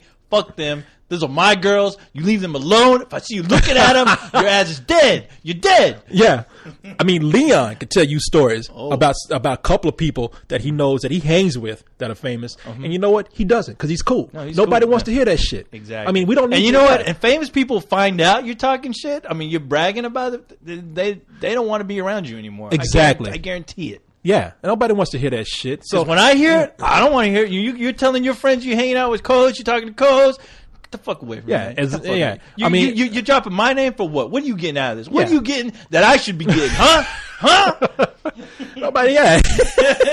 I mean, we all have stories, man, and really, none of us wants to name drop. So maybe one of these days you'll get them in private. Maybe we'll say something, but we're not gonna sit up here and be like, hey, you know who I hung out with this week? You know what I did with? Hey, let me tell you a story about this famous person I was with. They coming from me. I mean, it's just. Let me tell you who I'm hanging out with, Corey. I'm hanging out with Shithead McGee right over here, and he's a lot cooler than any director you'll ever meet. And that's the other thing about it. Like, why do you want to drop some famous person's name when you got so many friends who are famous that you're hanging around? Yeah, that you see all the time. About those poor sons of bitches. I'd rather tell you about some dude that I know who's a friend of mine who's not famous making a film. It's like, hey man, this motherfucker over here is spending $5 on a movie. I'll tell you about a friend of mine right now who used to go out. He used to videotape bums. Clay? Used to go and no, not Clay. My buddy named Ricky. He used to go out with him and his buddies, and on a Friday night, you know, while the kids, and these were, I remember. How come I don't see these people coming into the studio talking to you? How you know these people? Hey, I got my, don't you worry about that. Your internet friends? No, man, these guys would go out like on Friday nights and go hang out on the drag and film these bums, and they'd have these bums singing like Iron Maiden songs. To see a bum on the video going, "Don't be afraid of the dark," and then like the best part of this video was, for some reason they were talking shit to one of the bums. Like, they all know each other, so they were kind of friends. So he's like, man, shut up, Rod. You don't know what the fuck you're talking about. Yeah, you son of a bitch. And the guy got up, and him and his friends, they were laughing, and they started chasing him. So I remember the story. So like the guy is running almost backwards with the camera while you see these bums chasing, and it's like it's almost like a Diary of the Dead. You see these kind of slow moving bums. They look like zombies. And so he grabs the camera, right? He runs into this garage. He moves the camera to where all you see is like the brick from the garage. And then he moves it out to where you can see the outside. And as soon as he moves that camera, he moves it to the right. All you see is this bum's face just go appear and go, blah! I swear to God, that's like the best horror film ever. And no one will ever see it. Not even living homeless people. Yeah, that should have been turned into a goddamn series. Every time he brought one of those tapes over, I'd be like, throw it on, please. Man, you told me these stories. I've been dying for years to actually see these tapes. As a matter of fact, I know you know these people. Yeah, I do. Because I was in a Furs. Now the Furs is the equivalent. I don't know what people have around the country. People have Piccadillys or Lubies, but I met that guy, Ricky. Yeah, I met him in a Furs cafeteria. Awesome. And he was like paying in front of me, and he's like, "Hey, you know co-host?" And I was like, "Yeah, you know co-host." He's like, "I ain't that buddy of mine," but he's like, "Yeah, man." I said, "Are you the guy that filmed the bums?" And he's telling me about those, and he said he's going to show them to me, but. Everything that you were telling me, because it was coming from him and he was there, it's like it's even worse than what you said. it's like he gave me more detail. Yeah, like how these bums got up and they chased him and shit. Yeah. Like the way he told, I was like fascinated. I want to see these tapes, man. All right, I think I still have contacts with some of those guys. I'll try to see what I can dig up. I'll be great, I always tell those guys. I mean, God, I wish I don't know what they're doing right now, but. I would kill to grab those tapes and just throw them on YouTube. They should be on YouTube. They should. I tell them. I mean, I haven't talked to him in a few years. But, I mean, we got bum fights and whatnot. Yeah, these are far more entertaining than bum fights, and you don't feel bad at the end after watching it. Yeah, it's funny how much of the guys I used to know, how much material and stuff they had that if it was on YouTube, it would make a killing, dude. I swear to God. Why hasn't he done that? Because those guys got caught up in life, I guess they missed the YouTube boat. I mean, you saved that shit. I know. Just well, they have it. They still have it. At least that's what they tell me. So, all right. Anyway, okay. Next, I just want to mention real quick this party on the 18th. Party time! Party! Pizza party! No, Is that what it is? Pizza party? No, I'm gonna bring some steakums for people. Cook those up. No, I just want to mention this real quick. Go for it. Just remind people that it's on October 18th. That's a Saturday. That's right, Saturday. Party And, time. Yeah, over at Mother Egan's. I'll be putting up the party video again. Party Central. Yeah. If you don't know what Mother Egan's is, look it up online. You'll find it. Somebody even videotaped a walkthrough. Some creepy looking guy. Some guy videotaped going through. I saw that. Did you see it? Did you see? And he's like, I'm going to videotape myself now. Yeah, I had to turn it off. I was so creeped out. And it wasn't like he was videotaping girls. He was videotaping a place. I never thought videotaping a place could be so creepy. I know. It was kind of weird. Yeah. Mother Egan's. Look, Here's the front door. And here's the back. Things I do to that back door. This is where I'm getting thrown out. But, it's look it up online, Mother Egan's. You'll find the address because I don't know it by heart. And again, it's not a party for promotion or something to try to get people to join the site. It's just an appreciation party for people to come out. So far, I think we got about 5 people coming in from different states. Awesome. I know, that's kind of crazy to me. All 5 of them? Awesome. All 5. All of our fans. All 5 of them. Yes. It's No, going to be a party. Yeah. But I'm sure we'll have a few people coming in from around Austin. So it should be fun. Just want to remind people, October 18th, Mother Egan's, 6 p.m. till probably close. And I'll probably have some people over to my place for an after party. There's a few people who want to come and do a cold ones with us or whatever it is that you and I are doing right now, whatever this is called. Oh, really? Yeah, so they want to come and be a part of this? I think they just want to come and see what it's like. So all right. Well, it depends how many people come. They can either be a part of it or we'll rotate them in and have them talk. I mean, if they're in town, do you mind? Okay, I take that as a yes. Yeah. What am I going to do? Stop them? No, I'm just wondering. No. I think that would be kind of cool, actually. So yeah. Okay, then they can hang. Yeah. All right. So if they're cool and they're not crazy, yeah, they can definitely hang. All right. I'm not scared. Have them coming to my house after the party. I hope they're not crazy. So we'll see how that works out. So there you go. Awesome. All right. Okay, people. I guess we'll go ahead and close out now. I just want to say I'm sorry for being late this week with a lot of stuff. I had to go see my dad. I had defensive drive. I just got back. That's why I was late coming doing this tonight. I apologize to you. Dude. Hey, no need to apologize to me. But to go see my dad is at the VA hospital. My dad is like pushing like 80 something now. He's like, how's your dad doing? Man. I'm sorry to ask. No. My dad, I went there tonight and I tried to, earlier today, and I tried to bond with him. Oh, like I went in and I gave him a hug and I was like, hey, Dad, I love you, man. You're looking really good. And we sat down and talked and I was like, how's people taking care of you? How things going? I was like, and I tried to bring up some memories. Like, I remember that time when you did this for me. And he looked at me and just like, I thought he was really listening. I guess he was zoning out because he looked at me like, son, get me a hamburger. That's usually how I treat you. Co-host, you've been doing really great with a couple of comments. Hey, dude, you mind going and grab me, go grab me some oil or something. Get me a hamburger. Hamburger. You don't even eat hamburgers. Put it on my head. Yeah. And then I said, well, what do I get a hamburger? And the nurse came in and told me, so like, he likes hamburgers from Sonic. Get him a Sonic hamburger and tater tots. And not only is he giving you orders, but she's giving you orders. Yeah, I was like, okay. She's like, oh, and get him. He likes sweet tea with no ice. I was like, oh, jeez. Damn, what are you, his girlfriend or something? Yeah, what are you doing to my dad in here? Free hand jobs or something? What's going on? I wish. But it took me back to the time when I was sick and my dad called me up and because I was at home and my dad asked me, what do you have an appetite for? And I was like, a pizza. And he went and got me. And like it was for my dad to leave because he had this gas station that he used to run and there were alcoholics and drug users that he hired to run a gas station. I mean, I don't know why he never hey, it's cheap labor. I'd hire him. I mean, I can't tell you how many times at the middle of the night people come to my house and like be some toothless guy. Hey, little Coleman, what's going on? Well, where your daddy at? Hey, I tell you what, you don't have to worry about the place being robbed when the robbers are actually working for you. So,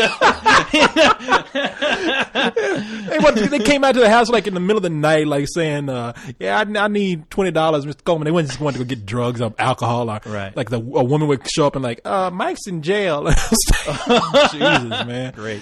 Yeah, it was weird. It was a weird time, but but yeah, no, my dad. Thank you for asking, man. I just wanted to let you know that's why I was late. No, I know, and you don't have to worry about it. But yeah, I got plenty of things to do here, Corey. Don't you worry. Man, you know what we'll do next week? What should we do? Of course, we'll do more email, but we're running a little long right now, so I don't want, because this will open up a whole new, show. Let me just say, I'll remember it for next week, and it'll be old news, but I want to talk about it. MDS, one of our members, wrote a really good blog about James Earl Jones. I think I was in New York when this came up, so I didn't have a chance to put it up.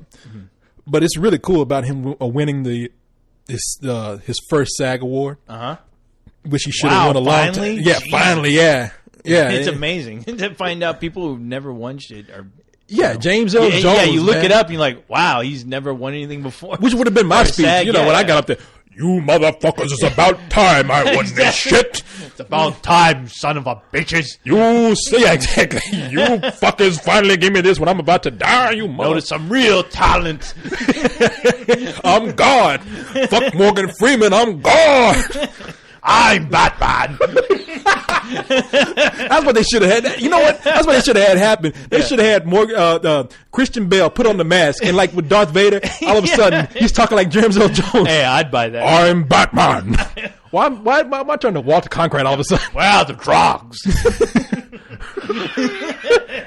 But hey, people, go online and look up. I used this in a video a while back, but go online and look up this YouTube video of James Earl Jones on Sesame Street, reading the alphabet and counting. I remember. Okay, I've seen that. Yeah. As a matter of fact, let me see. I got it. Put it on. I got it right here. I mean, when that dude fucking reads the alphabet, every school system needs to have a James Earl Jones, because everybody would learn with him talking. You will listen to me. Okay, shit, you're right.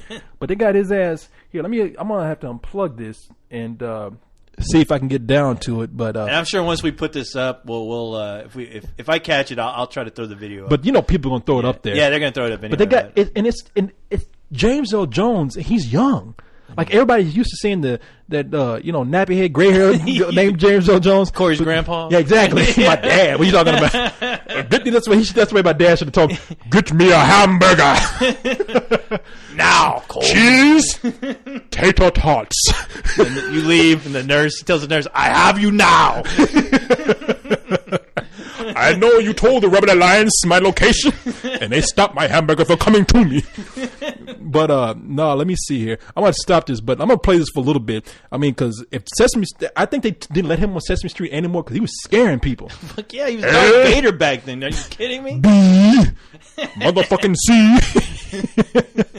All right, let's listen to this. Hold on, let me stop this. Stop it. Where is it? Stop. All right, hold on. I'm far away from across the room. Let's see this shit here. A, B. And meanwhile, he looks like he's on drugs. Look at this. He sounds like he's on drugs. Look at him. He's like all dazed. D, E, F. Looks like Al Qaeda has him.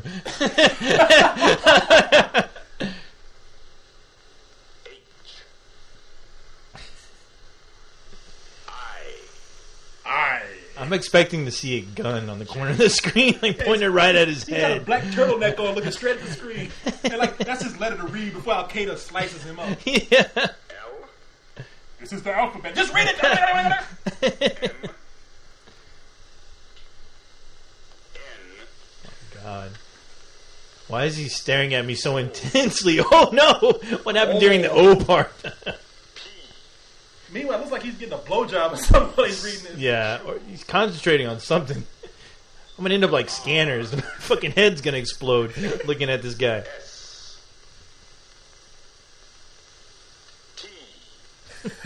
Teeth all short. But terrific. You, Corey. V for vagina. W.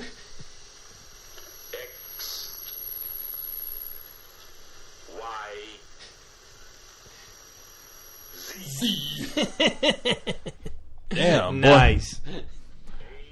Oh shit! Oh no! We don't want to hit it. Not again. Get on out of here. What was it you said? My favorite part is when he said B, for big booty bitches. I would love to hear that. Him as a pimp. God. Yes. A for your ass. Yeah. But no, that was the weirdest thing I saw, man. I forgot what I did a webcam on, but I looked up James Earl Jones, and those videos came up, and I was like, fuck, James Earl Jones was on, and he's wearing a black turtleneck. And he's got a bald head, and he looks. I mean, he's like a good-looking guy, man. Back then, he's like, I don't know how old he was. Like he was like 22 or some shit. Oh, there's plenty of those James Earl Jones videos. I mean, you look up. There's one for Darth Vader where he's spouting out old lines. Somebody synced in. I saw that one of his old films. Yeah, to Darth Vader. And it's fucking hilarious. I saw that. No, I wish I could remember the movie he was. You get your black ass in there and keep quiet and shut up. Exactly. Yeah, I saw that when he's talking to Princess Leia like that. Yeah. Now look here, little mama. You get your black ass in there and be quiet. Shit, Jesus. That's awesome, dude. Yeah, you gotta look up these old things. But man, this dude is good, has a great body of work. We won't even go into it right now. Right. Look at his 1971 film, The Great White Hope, and you'll see how great of an actor this guy. You see like the strong, really imposing but great James Earl Jones in that movie. He's a boxer in that film. I mean, just I don't want to go into it. Just right. And of course, don't forget about the classic Conan. Come on, he's badass in that movie. No, I would not count that. I won't. I loved it when he turned into a snake, Corey. And did the snake talk like that too? Sis, hiss. But all right. So anyway, that's our show, everybody. Yeah, that's it. We read a lot of email tonight. It's our first new show. Yeah, you and I, man. The first official email show. What do you think? Email. We're gonna have to change that name. What email with Corey and co-host? I don't know. We'll figure out something cool. Man, we got to figure this out. We got to get email out of there because on this show it's gonna be a couple of cold ones with Corey and co-host. Oh no! I don't know what name we got, man. We'll think of something really cool. Hey, I don't want to put a name up there until we actually have something cool. Exactly. No, exactly. I'm down. I'm just gonna put email with Corey and co-host. Call me crazy, but. I'll even let some of our fans think of some crazy shit. The Don gave us some. I don't know if you know the Don, but the Don, that's a good use on there. Yeah, you people on the comment section, give us some suggestions. Exactly. See, based on what you heard, we're gonna include you in on this craziness. We're gonna let you do our job. No, what am I trying to say? You do our job for us. Exactly. Yeah. So if you got any suggestions, please let us know based on what you heard. Yes. Until then, I guess we'll see you next week. See you, kids. All right. Good evening. Get the hell out of here.